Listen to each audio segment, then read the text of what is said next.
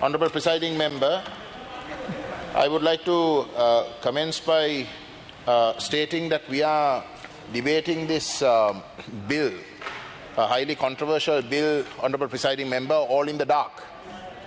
And I say that because parliamentary procedure under the standing orders states very clearly, under Standing Order 50 subsection 2, நிகழ்நிலை காப்பு சட்டமூலம் சம்பந்தமாக விவாதம் நடைபெற்றுக் கொண்டிருக்கின்றது. இந்த விவாதம் தொடர்பாக நிலையியற் கட்டளை 50.2 சரத்தில் தெளிவாக சொல்லப்பட்டுள்ளது.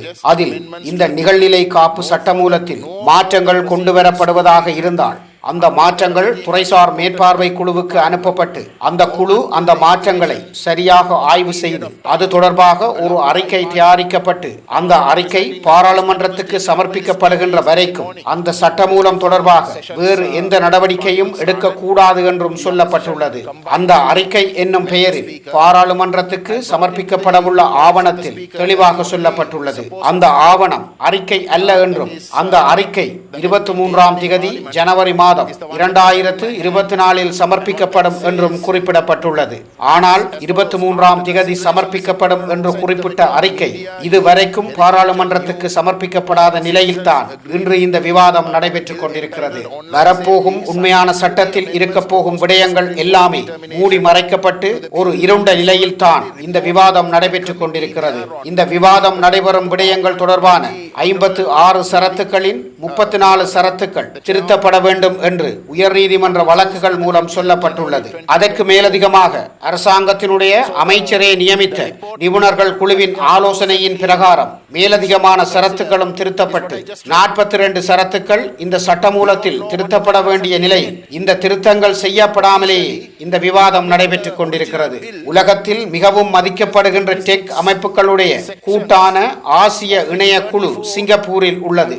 நேற்று இந்த சட்டமூலம் தொடர்பான விவாதத்தில் அமைச்சர் குறிப்பிடும் போது டெக் அமைப்பினுடைய அனுசரணையோடு தான் இந்த சட்டமூலம் இன்று சமர்ப்பிக்கப்பட உள்ளதாக குறிப்பிட்டிருந்தார். அவரது அந்த கருத்துக்கு டெக் அமைப்பு அறிக்கை ஒன்றை விட்டிருக்கிறது. இந்த சட்டமூலம் இப்போது இருக்கும் வடிவத்தில் நிறைவேற்றப்பட்டால் அது பாரிய அளவுக்கு டெக் அமைப்புகள் இலங்கையில் தொடர்பு வைத்திருப்பதை தடுக்கும் என்றும் இவ்விடயம் கடும் எதிர்ப்பை உருவாக்கும் என்றும் தமது அமைப்பு சமர்ப்பித்த மாற்றங்கள் அனைத்தையும் உள்வாங்கினால் மட்டுமே சர்வதேச மட்டத்தில் இந்த சட்டமூலம் ஏற்றுக்கொள்ளப்படும் என்றும் இப்போதைக்கு இருக்கக்கூடிய சட்டமூலத்தை தாங்கள் எக்காரணம் கொண்டும் அனுமதிக்க முடியாது என்றும் அந்த அறிக்கை மூலம் தெளிவாக குறிப்பிட்டுள்ளார்கள். அப்படியாயின் ஏற்கனவே 56 சரத்துக்களில் 42 சரத்துக்கள் திருத்த வேண்டும் என்ற நிலை இருக்கையில் அதுவும் அமைச்சரே இந்த டெக் அமைப்பினுடைய குழு வழங்கிய திருத்தங்கள் பெறுமதியானவை என்றும் அந்த சட்டமூலங்கள் எதிர்காலத்தில் திருத்தங்கள் ஊடாக கொண்டு வரப்படும் என்றும் தனது உரையில் சொல்லியிருக்கும் நிலையில் இதில் பாரிய குறைபாடுகள் உள்ளது என்பதையும் அமைச்சரே ஏற்றுக்கொண்டிருக்கும் நிலையில்தான் இந்த சட்டமூலம் குறைபாடுடைய சட்டமூலம் என்று அவரே இந்த திருத்தங்களை பற்றி பேசுகிறார். அப்படியாயின் இந்த சட்டமூலத்தில் பாரிய குறைபாடுகள் இருக்க இந்த சட்டமூலத்தை நிறைவேற்றுவதற்கு என்ன அவசரம் ஏற்பட்டுள்ளது என்பதே இப்போதுள்ள கேள்வியாகும். ஏற்கனவே சர்வதேச மட்டத்தில் உதவியை கேட்டுக்கொண்டிருக்கும் ஸ்ரீலங்காவுக்கு இந்த சர்வதேச அமைப்புகளினுடைய உதவிகள் வராமல் பண்ணுவதற்கு வழி ஏற்படுத்த போகின்ற ஆபத்துக்கள் உள்ள நிலையிலும் இந்த சட்டமூலத்தை அவசரமாக ஏன் நிறைவேற்றுகிறீர்கள் என்றால் இது பாரதூரமான ஜனநாயகத்தை மறுக்கக்கூடிய சட்டமூலம் என்று விமர்சனங்கள் இருக்கக்கூடியதாகவே அவசரமாகவே நிறைவேற்றுவதற்கு நீங்கள் விரும்புகிறீர்கள் என்றால் அதற்கு காரணம் நீங்கள் இந்த பாரதூரமான ஜனநாயக விரோத செயற்பாடுகளை செயற்படுத்துகின்ற சட்டத்தை தான் நீங்கள் விரும்புகிறீர்கள் என்பதேயாகும். அப்படிப்பட்ட சட்டமூலத்தை கொண்டு வந்தால்தான் மக்களால் தேர்ந்தெடுக்கப்படாத ஒரு ஜனாதிபதியும் மக்களால் நிராகரிக்கப்பட்ட அமைச்சரும் மக்களால் நிராகரிக்கப்பட்டுள்ள இந்த சபையும் மக்களின் உண்மையான கருத்துக்களை வெளிவராமல் தடுத்து உண்மையான விவாதங்கள் நடத்துவதற்கு அனுமதிக்காமல் இறுக்கி அடுத்த தேர்தலுக்கு முகம் கொடுப்பதற்கு நினைக்கிறார்கள். அப்படிப்பட்ட இருண்ட யுகத்தை உருவாக்கி அடுத்த தேர்தலுக்கு முகம் கொடுத்தால் வெல்லலாம் என்று கருதுகிறீர்கள். ஆனால் அது நிச்சயமாக நடக்காது. நேற்று முன்தினம் ஒரு ஆய்வு மையம் நடத்திய ஒரு கூட்டத்துக்கு நான் சென்றிருந்தேன். அங்கே அரசு தரப்பின் முக்கியஸ்தர்களும் எதிர்க்கட்சிகளின் முக்கியஸ்தர்களும் கூட வந்திருந்தனர்.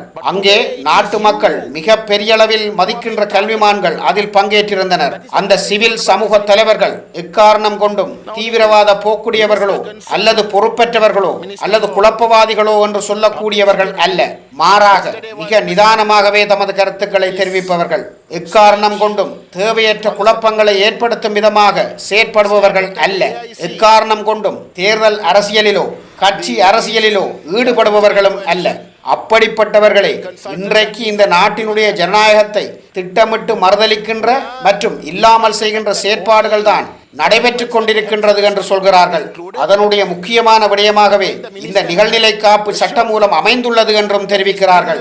ஆகவே இவ்வளவு தூரத்துக்கு கண்டனங்கள் உள்ள நிலையிலும், சர்வதேச சமூகத்தின் உதவிகள் தேடிக்கொண்டிருக்கும் நிலையிலும், அதே சர்வதேச சமூகத்தை பகைக்கின்ற வகையில் இந்த சட்டமூலத்தை திருத்தாமல் நிறைவேற்றுவது அனைத்துமே இந்த அரசாங்கம் தன்னுடைய இருப்பையும் தன்னுடைய நலன்களையும் மட்டுமே பார்க்கிறதே ஒழிய மக்களின் உண்மையான குரல்கள் கருத்துக்களுக்கு பயப்படுகிறார்கள் என்பதையே காட்டுகிறது. அந்த வகையில் மிகவும் இருண்ட யுகத்தை எதிர்காலத்தில் ஏற்படுத்துகின்ற வகையில் இவர்கள் செயற்பட போகின்றார்கள் என்பதே இதன் மூலம் நிரூபிக்கப்படுகின்றது. ஆனால் மக்கள் அனைத்து செயற்பாடுகளுக்கும் தக்க பாடங்களை இவர்களுக்கு வழங்குவார்கள் என்பதில் எனக்கு நம்பிக்கை இருக்கிறது. Despite our commitment to constructive collaboration, the AIC has not been privy to proposed amendments to the bill.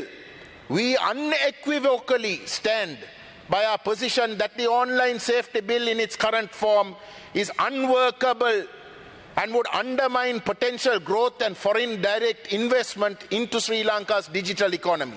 We firmly believe that for the bill to align with global best practices, extensive revisions are imperative. Now these extensive revisions, Honourable Presiding Member, I am reliably informed, was suggested at the Oversight Committee, to which both the government and opposition members of that committee had agreed. So it was just a simple case of the minister accepting that according to the constitution, if those full amendments that would have made this bill respectable and credible in the eyes of the international committee whose money you want, whose investment you want, then what you should have done, the rightful thing, is not to hurry it through. Instead, what you should have done is call this bill back, cancel the gazette, original gazette, incorporated all the amendments, made the bill credible, re-gazetted it, and then presented it and debated it in Parliament and passed it without a vote. That is the proper way to do it if you want to win the credibility of the international community. If you want to win the goodwill of the tech community. But you didn't do that. What would it have taken? 1 month? 2 months? After all these years, can't you wait those few weeks to make sure that the whole world is accepting what could be potentially a disastrous bill? No. Instead, you choose, whilst knowing that this bill is completely dangerous, that it is being condemned by extremely responsible sections of this very country. You have 2 more minutes, Presiding Member. Whilst you know it, you still, admittedly that that this bill has serious shortcomings, you still choose to go through with it. There cannot be any other intention, Honourable Presiding Member, than the intention of trying to curb public opinion. You want to manipulate public opinion. You want to manipulate information in an election year. You are terrified that the people's genuine opinions will come out.